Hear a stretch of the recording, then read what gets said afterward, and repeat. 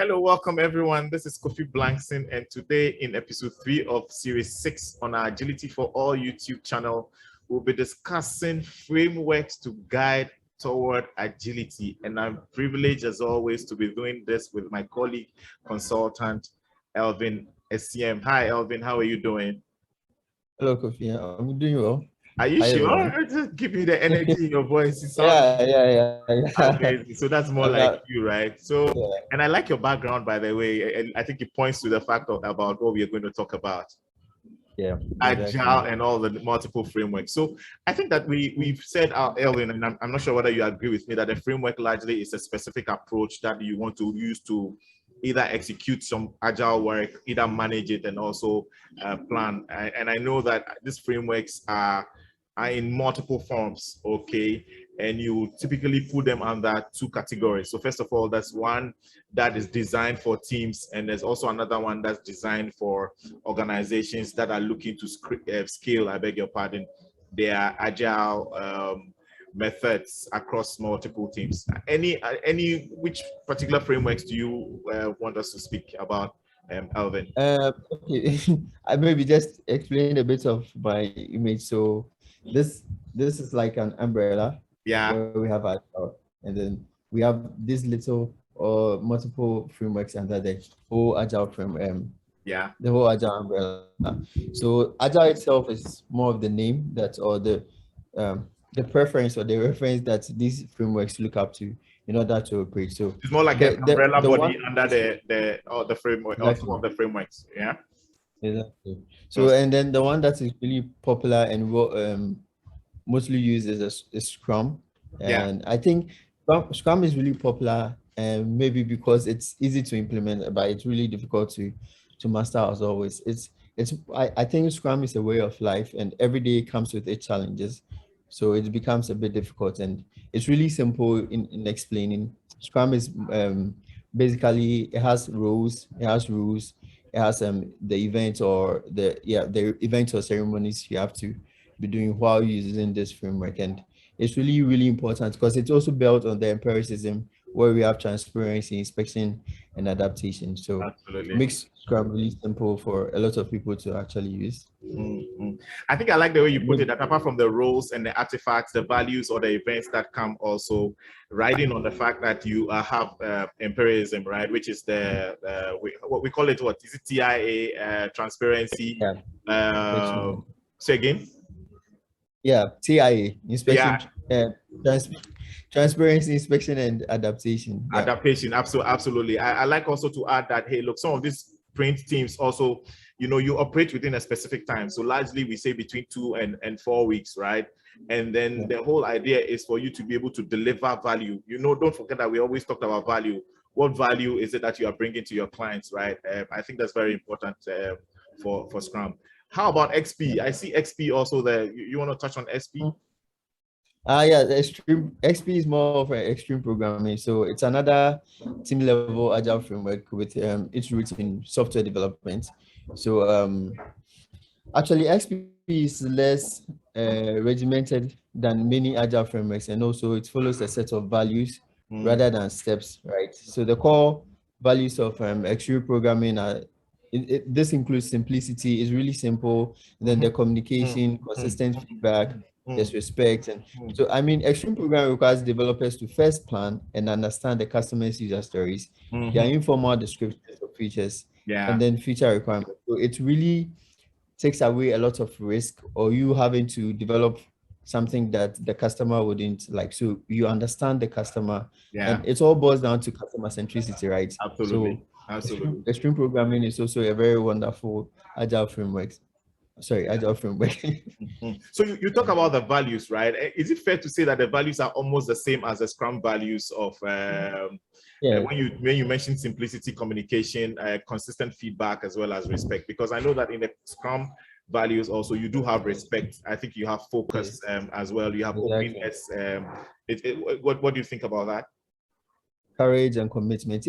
Yeah, I think all of these things are really related in a way. Okay. Just because it's just like having a whole family, right? There's the mother and the father. Yeah. The kids will obviously resemble each other in a way, have different.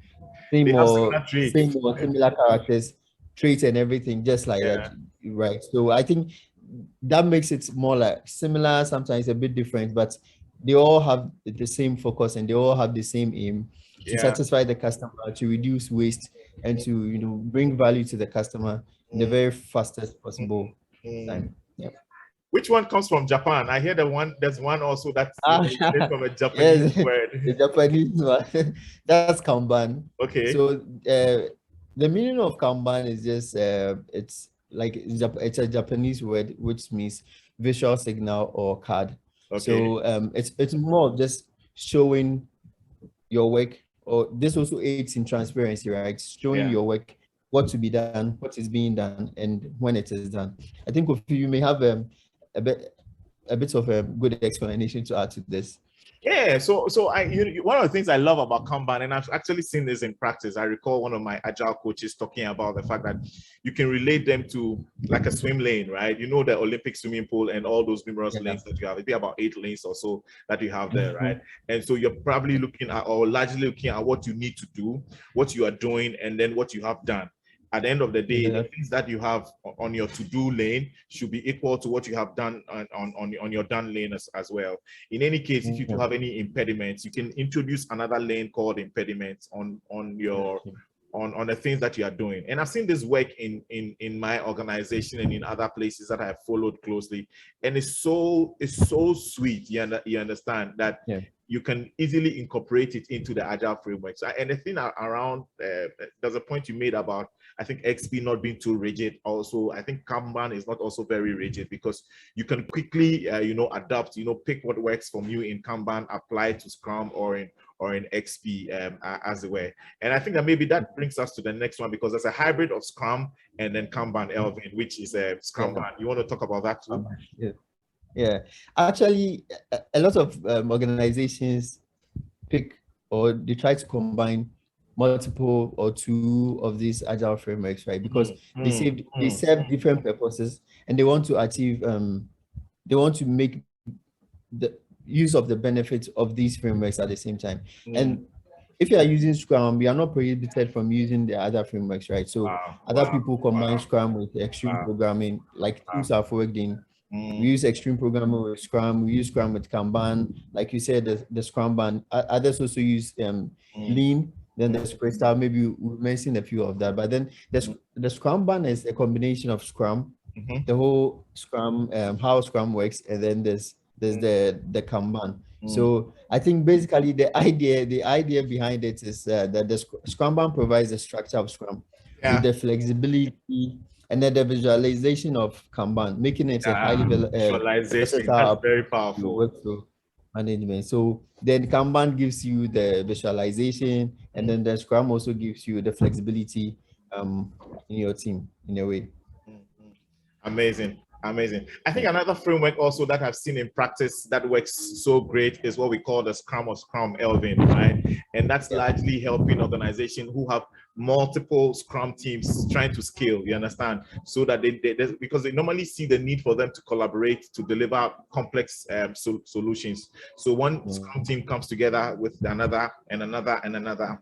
And typically they're always looking at, those 3 questions we normally like to ask in a Scrum, daily check-in. Now we say check-in because of the diversity and inclusion that has come up and not a stand-up, you get it. But we are also asking that, hey, look, what have you done? What are you doing? And if there are any impediments in your way. So the Scrum of Scrum, I've seen that also work in many organizations, and it's so beautiful. It's also quite, not even quite, I think it's very transparent, because I mean, that word that you've used consistently since we started, transparency, is really important, so that everybody gets to see what we are doing, what we plan to do, and that avoids the risk of making sure that your project does not hit a snag, as it were. I think we may want to refer some of our viewers who are particularly here for the first time to listen to our previous video. I think it was in series 2 where we talked about the pros and the cons. You probably see that there. So I love very much the Scrum of Scrum. So maybe, Elvin, before we come to the end of our time today, any other ones you probably want to speak to? I'm seeing Crystal like really close. Yeah. Okay. Good. Yeah, you're right. So I think Crystal too is really important, and it's a very unique agile framework, because this deals solely with the Agile Manifesto, individuals and interactions over processes and tools. Yeah. And it's actually direct the outgrowth of one of the core values, like I mentioned, the Agile Manifesto, right? And it is built on two beliefs that the teams can find ways on their own to improve and optimize their workflows. So there's no external person coming in to tell the team what to do. Right. The team using Crystal can do this on their own. And also, every project is unique and always changing, right? Which is why that project team is best suited to determine how it will tackle the work. So again, no one shows the team how to do their work, and also it doesn't show them how to optimize their workflows. So in a way, Crystal actually just focuses on, hey, I just want to focus on the individuals and their interactions over the process and tools. And it has a lot of strength and weaknesses, but I think the strength always outweighs the weaknesses, right? So some of the strength of Crystal would be that it allows the team to work the way they seem most effective.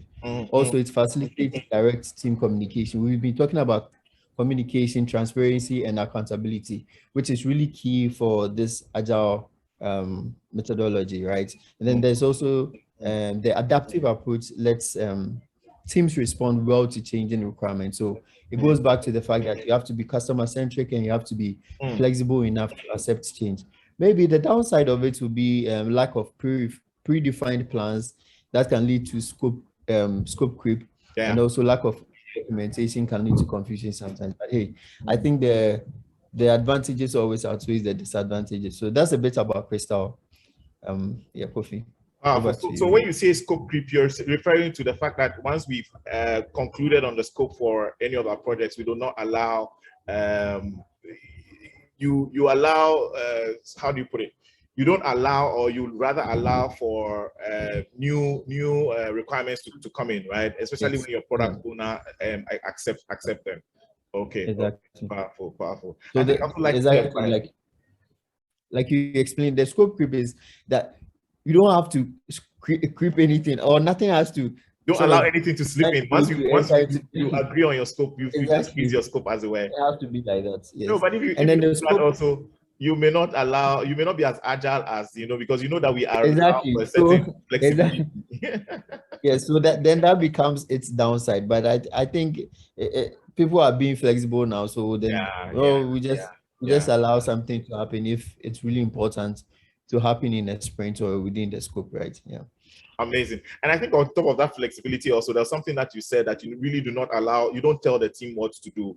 And that's what we call self-organizing. The guys already know what to do, when to do it, and how to go about it. If there's anything that comes up, they quickly organize themselves, right? Amazing. I think now, now the new Scrum guide doesn't even say self-organization. It talks about self-management. Amazing. So the team manages themselves. Everything that they can self-organizing means they can organize, but they cannot manage themselves, right? But now the Scrum guy says, hey, make the team self-managing team. Amazing. Yeah. Amazing. Maybe we'll talk more in depth about this in the series to come. So okay. All right. Amazing. Amazing. Any final thoughts, words before we wrap up, Elvin, for today? Yeah, maybe just mention a few, maybe not go deep into it, but mention a few of the the agile frameworks for organizations, right? Which is the SAFe, that's the skilled agile framework. We have the lean. Sorry, we have the less. The less is more like it's a large scale Scrum in a way. There's Nexus is also built on Scrum. There's also Spotify model, the Scrum at scale, and the disciplined agile. I don't know, maybe Kofi, I probably mentioned all that, but if you'd like to add a few words to that. No, I think essentially you have captured it, right? For me, when you talk about less, I've heard, and then I've used this also, that we say more is less. you get it. It's a methodology that works, you know, for many organizations. Elvin, I think fantastic, amazing thoughts that we have shared today. I think, viewers, with that we've come to the end of our time today. We hope that you found this information useful. As always, I highly recommend that you follow us on our socials and subscribe to the Agility for All YouTube channel. Next week we are back with more information about the world of Agile and how it can help you, when we discuss an open space discussion, what the problem is that we are trying to solve, and the results of the open day conversations that we had right here in Ghana for the very first time. You would not want to miss this. And so thank you so much, Elvin. Thanks for your time as always. I hope that we connect again soon. Bye for now. Yeah. Bye for now. Yes. Yeah.